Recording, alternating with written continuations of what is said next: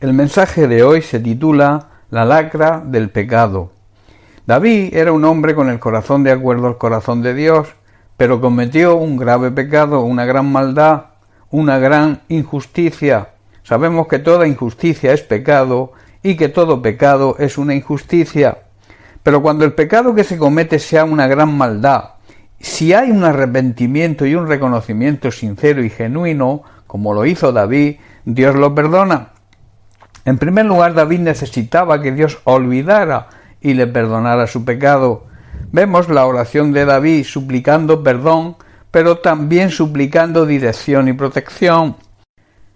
Esto lo podemos ver en el Salmo 25, en los versículos del 6 al 9, donde David se dirige a Dios y le dice: acuérdate, no te olvides, oh Dios, de tus piedades y de tus misericordias que son perpetuas, que son inagotables y eternas, de los pecados de mi juventud y de mis rebeliones, pecados de rebeldía durante mi juventud, no te acuerdes, bórralas de tu memoria, quiere decir, conforme a tu misericordia, acuérdate de mí por tu bondad, oh Dios, porque tú eres un Dios, está diciendo David, lleno de misericordia, un Dios lleno de bondad. Versículo 8, bueno y recto es Dios, eres un Dios que siempre hace lo bueno y lo correcto, por tanto, enseñará a los pecadores el camino. Hermanos, Dios muestra el camino a los que andan descarriados.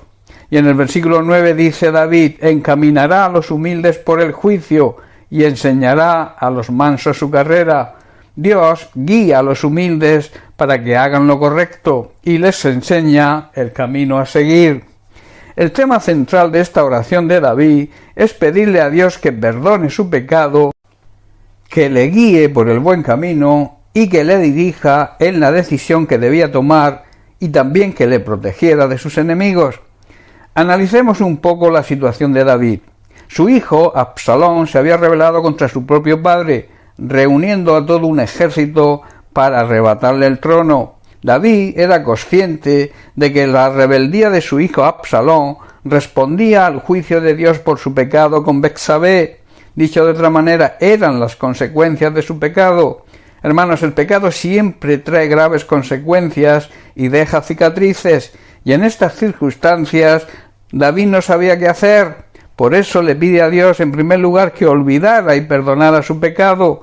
En segundo lugar, le pide dirección. No sabía si huir o quedarse en Jerusalén ante la amenaza de su hijo.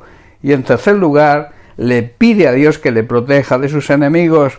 Aquí vemos a David en su prioridad. En el primer lugar de su oración es pedirle perdón a Dios por su pecado. El pecado y la culpa traen destrucción a la vida de las personas.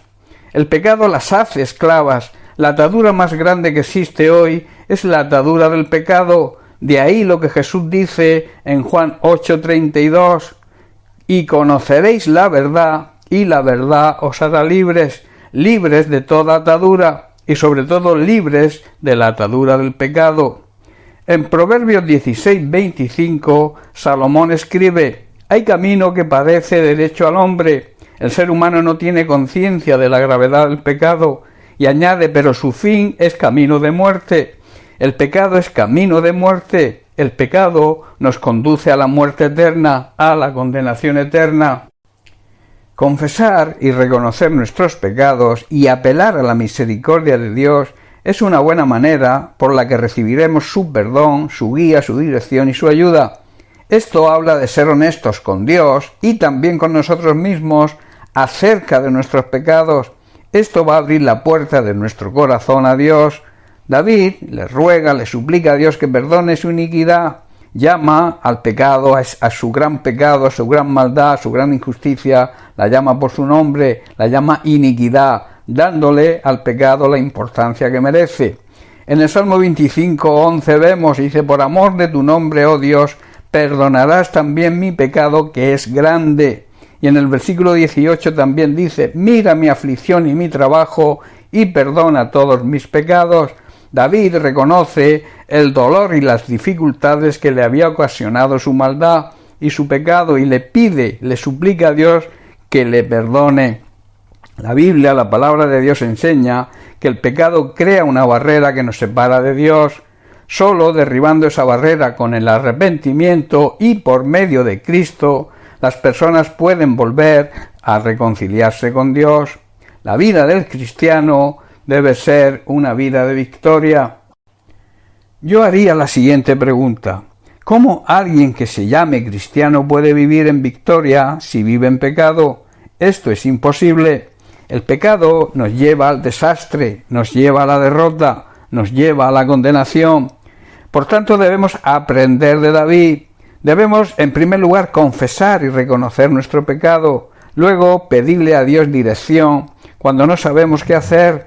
Hoy tenemos al Espíritu Santo, que una de sus funciones es guiarnos, es ser nuestro guía. También debemos apelar a su gran amor y a su gran misericordia hacia nosotros y clamar a Dios pidiendo ayuda y protección ante el ataque del enemigo. Pero para esto es necesario someternos a Dios para que nuestro enemigo tenga que huir. Así lo declara Santiago en su carta en el capítulo 4, versículo 7, donde dice: someteos, que significa aceptar su autoridad, a Dios, resistid al diablo y huirá de vosotros. Gracias a esa actitud, David recobró la paz interior, esa paz y esa tranquilidad que da el sentirnos perdonados, dirigidos, ayudados y protegidos por el Señor. Seamos, hermanos, pues sabios imitando a David. De esta manera seremos perdonados, seremos dirigidos y tendremos la ayuda y la protección de Dios, que son tan necesarias en la situación que estamos atravesando hoy en día, que es sumamente difícil. Bien, hermanos, pues hasta aquí el mensaje de hoy. Bendiciones para todos, un abrazo.